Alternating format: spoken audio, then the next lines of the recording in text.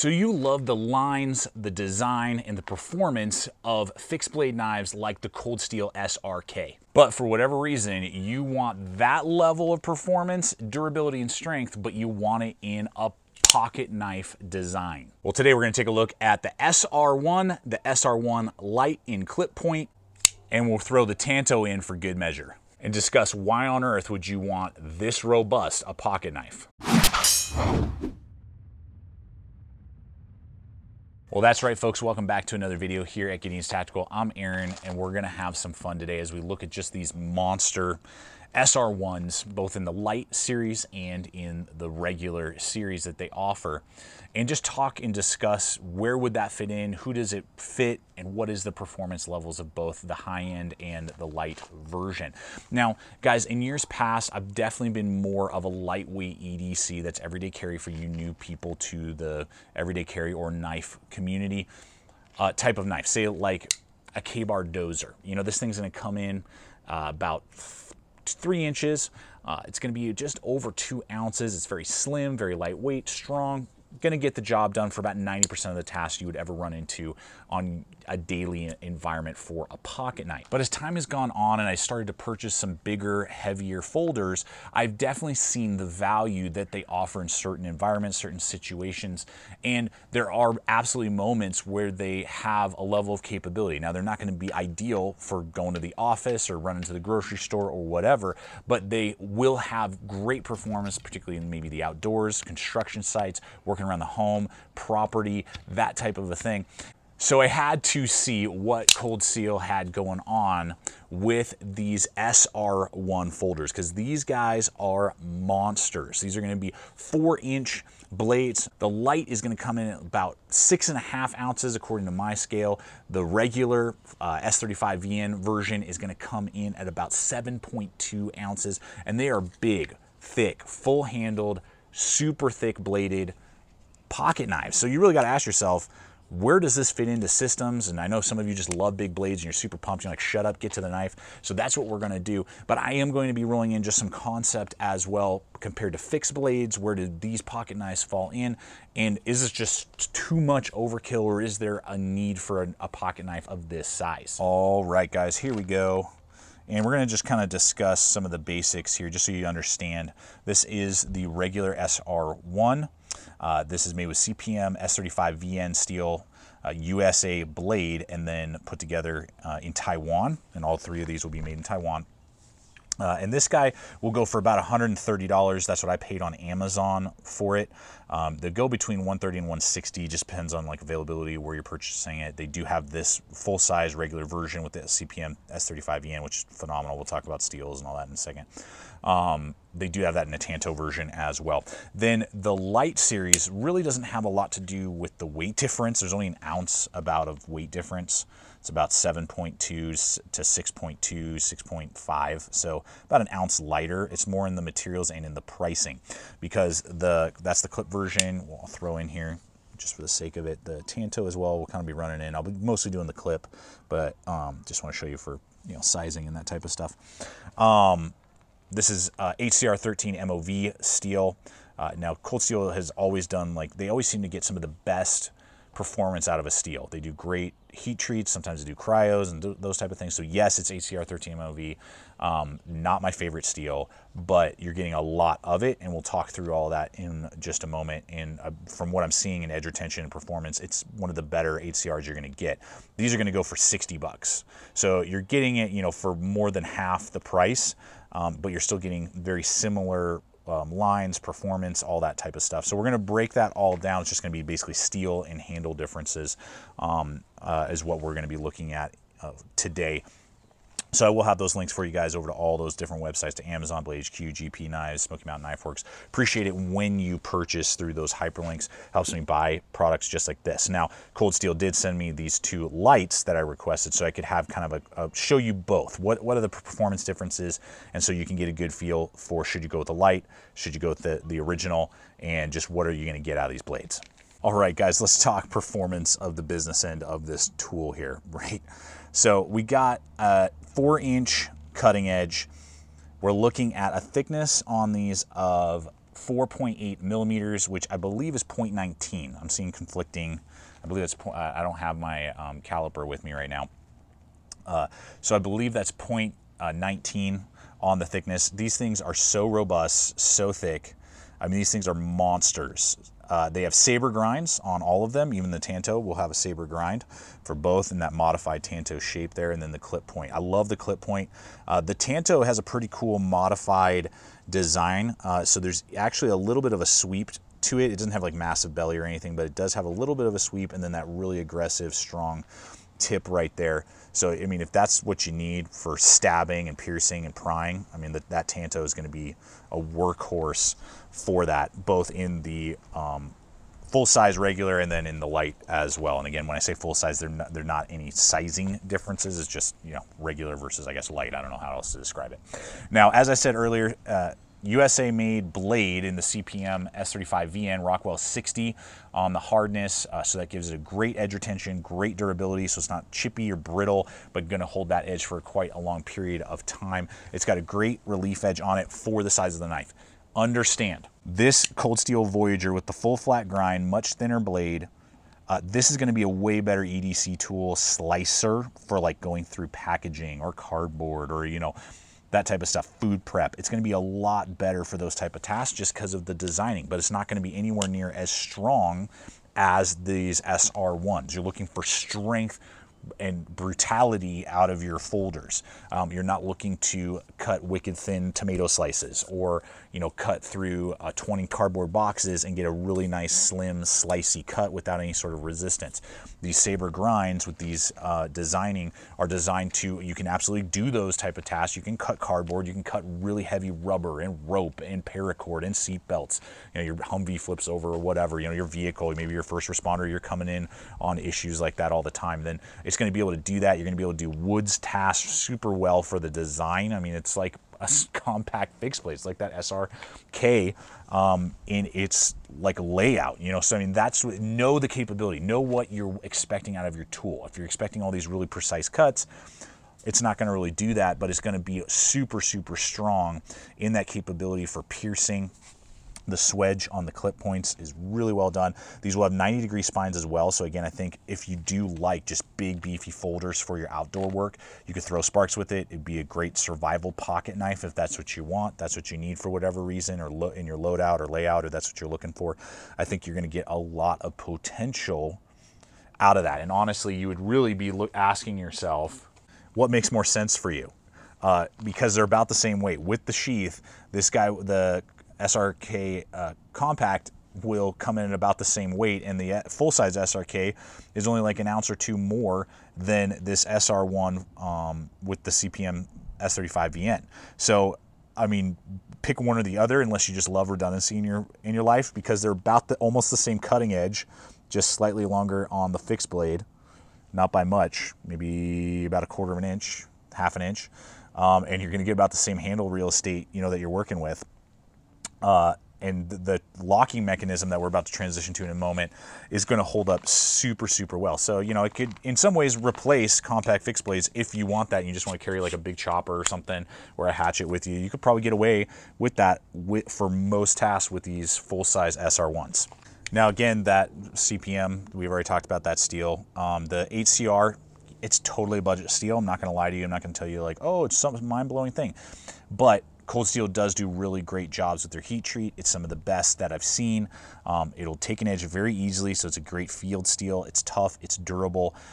It will need to be tuned up frequently if you're using it a lot or if you're really hard on your tools. You know, you're really thumping on them, hacking with them. That's what you need to consider, and it is definitely on the high end for that type of steel, but you're getting so much of it, you're getting so much knife, you're getting so much in its strength and durability that that's something definitely to consider. But there are better values out there. Again, the Recon, just to give you for the full size, that's CPM S35VN, same steel, G10, triad locking mechanism, all the things. About 80 to 90 bucks on Amazon. Again, I paid about 130. So is this the best way to spend your money? You could save yourself almost 50 bucks and get a very similar performing blade. It'll be lighter, it'll be thinner, probably more carryable, something to consider there. It won't be as full, won't be as thick on the strength level. So those are things you need to consider. but same steel. And then on the smaller, in the sense of price point end, you know, when you look again at that Voyager, about 50 bucks, going to be about $10 less than the SR1 Lite. Going to be about the same amount of real estate. You're going to get the same amount of real estate on the blade almost. Obviously thinner blade, better for slicing, those type of things, not as robust, but you're going to get way better edge retention out of that AUS 10A than you will, and it will be lighter as well by about an ounce, ounce and a half. Same amount of real estate. It's pretty beefy and thick on that handle as well, so something to consider there. So just giving you guys food for thought. What is the best? Is the SR1 Lite or original going to be the best choice? There are a lot of other options out there, but when you're looking at thickness and durability, it's hard to compete because look at that triad lock bar. I mean, that Voyager is like not even close. That thing is so freaking thick at 19 or 4.8 millimeters thick. Super strong. Didn't have any issues with it binding up or sticking, either one of these. A lot of cold steels you do maybe have to work in, give it a day or two to work it in. But man, those triad locking mechanisms work so well.